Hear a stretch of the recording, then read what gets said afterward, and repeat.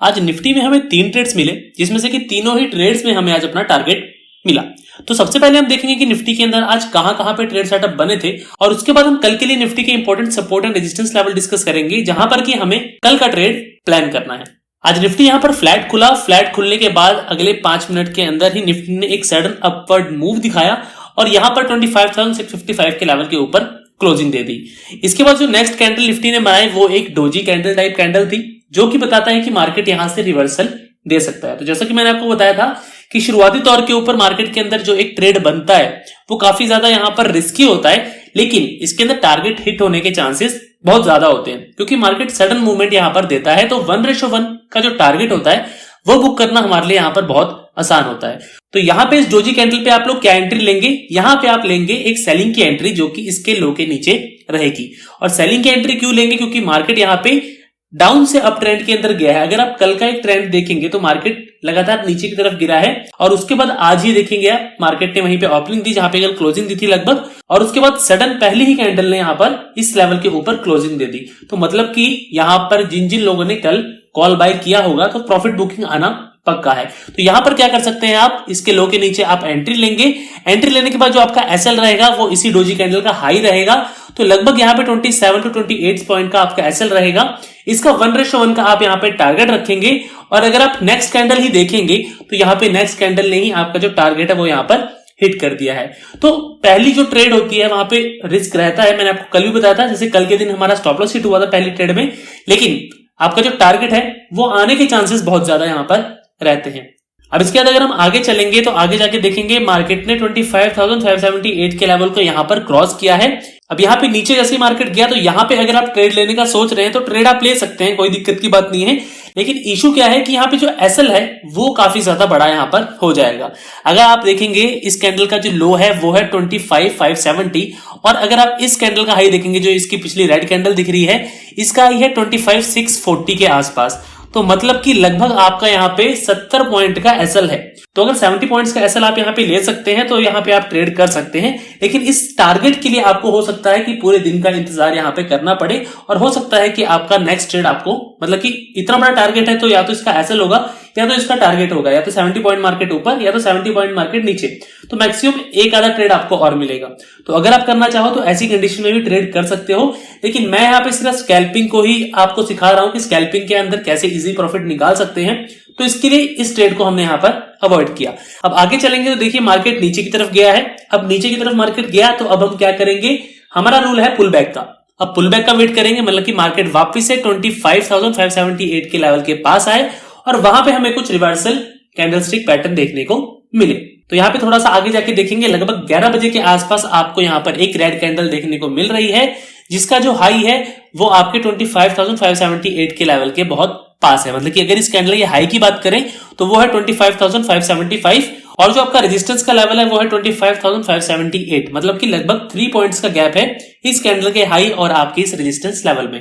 तो आप यहाँ पे एक ट्रेड सेटअप कर सकते हैं। अगर आप एक कैंडल देखेंगे जो रेड कैंडल बनी है, इसने अपने प्रीवियस जो बुलिश कैंडल है इसके लो के नीचे भी क्लोजिंग दी है। तो मतलब कि ये आपका एक तो सबसे पहली बात की रेजिस्टेंस के ऊपर बन रहा है, ऊपर से आपकी ये एक स्ट्रॉन्ग कैंडल है, क्योंकि पूरी कैंडल अगर आप देखेंगे रेड है और जो विक्स है बहुत छोटी है, और जो पिछली ग्रीन कलर की कैंडल है मतलब कि जो पिछली बुलिश कैंडल है उसको इस कैंडल ने पूरी तरह से यहाँ पर इंगल्फ किया है। तो एक तरह से बीरिश एंगल्फिंग भी यहाँ पर ये बना है।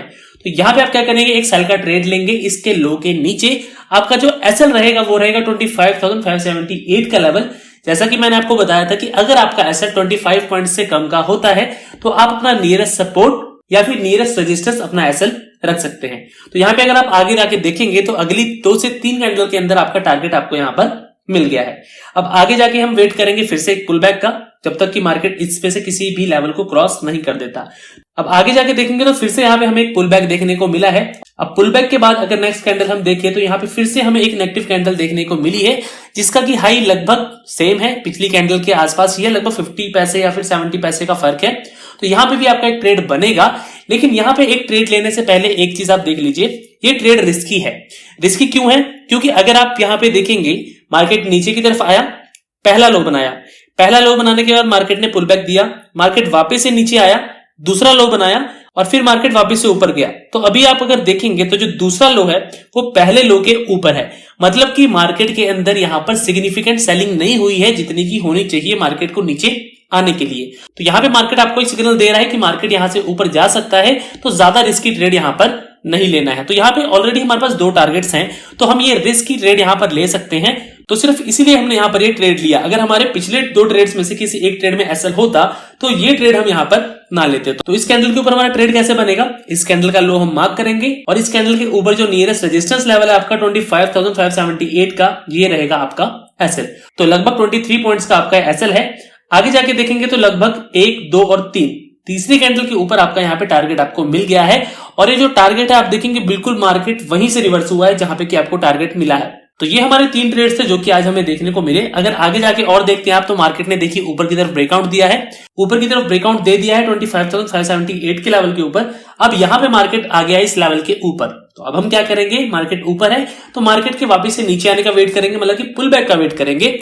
तो आगे जाके देखेंगे तो मार्केट नीचे आया, नीचे मार्केट ने पुल बैक दिया, लेकिन यहां पर जो एक रेड कलर की कैंडल आपको दिख रही है इसने आपके 25,578 के लेवल के नीचे क्लोजिंग दे दी है। तो क्लोजिंग देने का मतलब है कि आपका जो पुल बैक है ये एक तरह से फेल हो गया है, क्योंकि मार्केट ने आपके एक सपोर्ट के लेवल को ब्रेक करके क्लोजिंग दे दी है। अगर यहाँ पे सिर्फ इस कैंडल का लो टच हुआ होता तो हम यहाँ पे ट्रेड के बारे में यहाँ पर सोच सकते थे, लेकिन यहाँ पे इस कैंडल ने इस लेवल के नीचे क्लोज कर दिया है। और साथ ही साथ अगर आप इस कैंडल की तरफ देखेंगे तो काफी ज्यादा बेरिश कैंडल आपको देखने के लिए मिल रही है, बहुत बड़ी कैंडल यहां पर ये। तो फिर यहां पे हम क्या वेट करेंगे, एक और पुल बैक का, मतलब कि मार्केट वापस से थोड़ा ऊपर जाए और वापस से नीचे आए और इस लेवल के ऊपर ही रहे, कोई क्लोजिंग ना दे इस लेवल के ऊपर।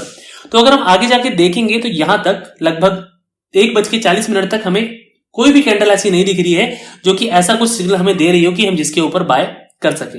अब अगर आगे जाके देखें तो मार्केट के एंड तक निफ्टी ने ना ही सपोर्ट और ना ही रेजिस्टेंस लेवल को यहां पर टच किया है।